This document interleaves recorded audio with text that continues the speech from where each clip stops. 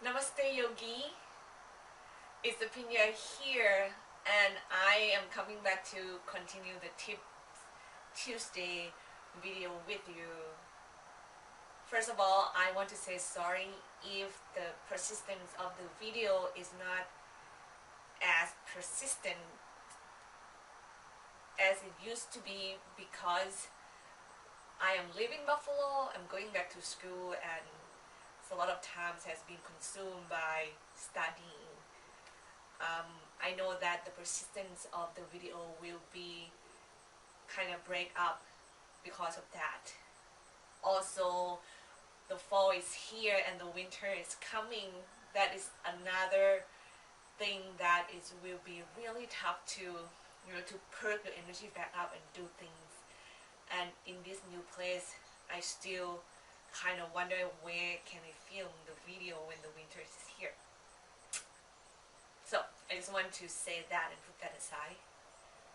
As promised, I'm going to show you the pose Visvamitrasana by using the internal rotation, and then you stretch and get the leg into the position that you need.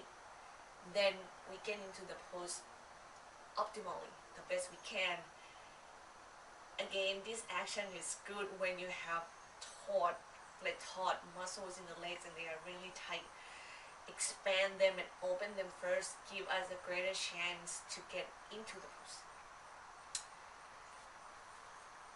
Before you are going to do this pose, I hope you get to warm up, right? We really need to be able to hinge the body really low down to the floor compared with the 90-degree angle, and that is one of the reasons why this pose is tough for us. Some of us, that because when you get your body low like this, want to go to the sun, it's just like you cannot get that arms low enough for this leg to hug in. So if you have a lot of tightness in the rotation of your hips, quad, and the hamstrings, of course it's going to make this pose feel tougher.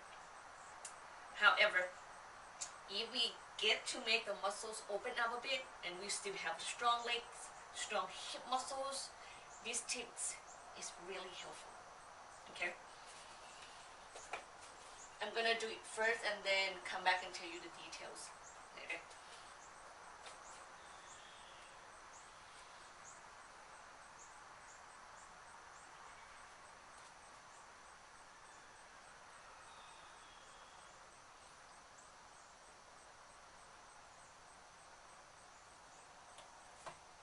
Alright, well, first of all, we need to be able to go under, get the hand behind the legs.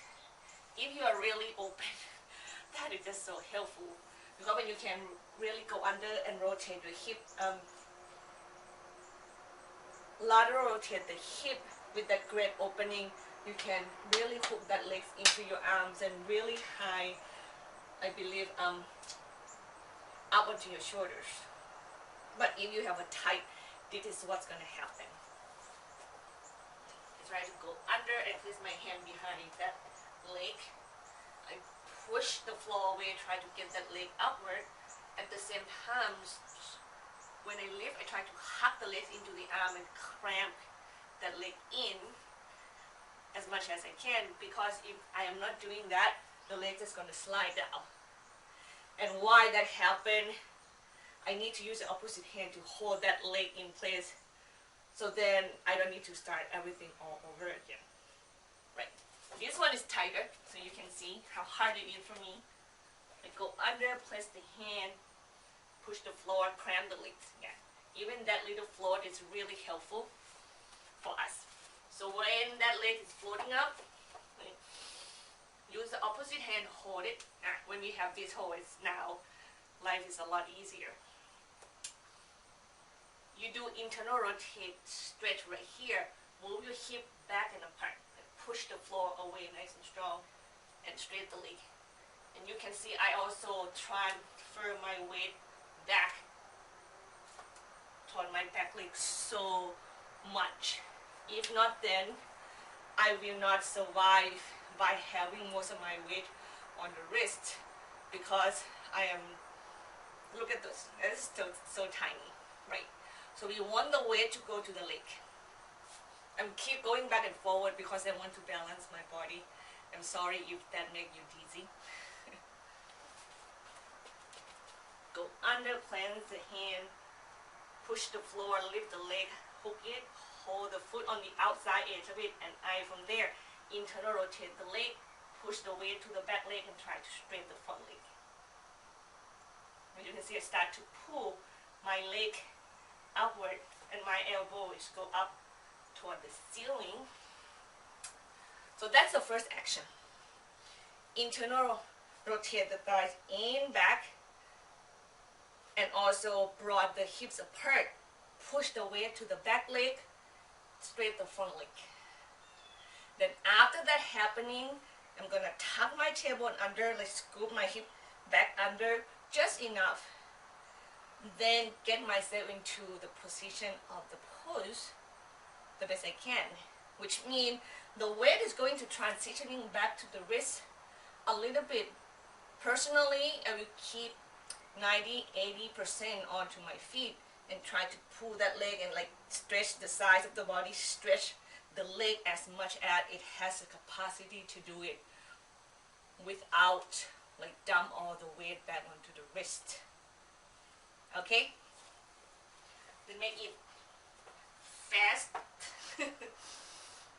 Push the floor away with the bottom hand, like course in, cramp the front foot into the arm, hold the outside edge, internal rotate the leg, and push the weight back to the back leg, straight the front leg. See? There's so much room here. Then I scoop my tailbone under, draw the course in, transitioning weight forward a bit, and turn and spin myself up toward the ceiling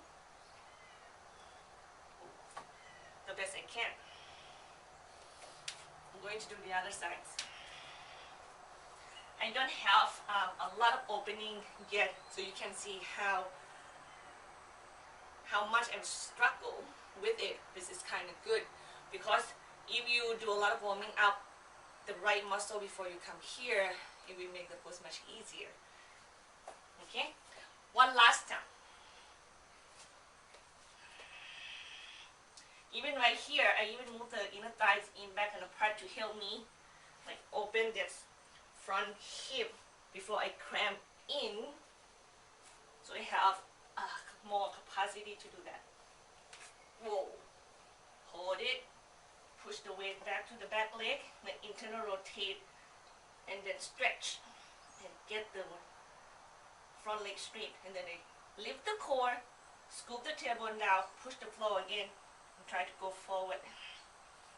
Oh, I think my stand a little bit too short.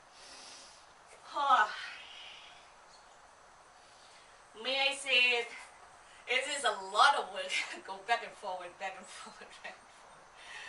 Ay, ay, ay. Try again. Okie dokie. Hold, internal rotate, weight to the back leg, hip back, scoop the tailbone, draw the belly in and up. Get into the pose and come out carefully. Bottom hand is strong. Like my bottom hand is really planted down to the floor and really push it. When I push it in, I also drag the energy outward into my core. So that's really helped me floating. Don't underestimate that pose is required a lot of upper body strength. Hope it's helpful. And we see one another again in the next video, Yogi.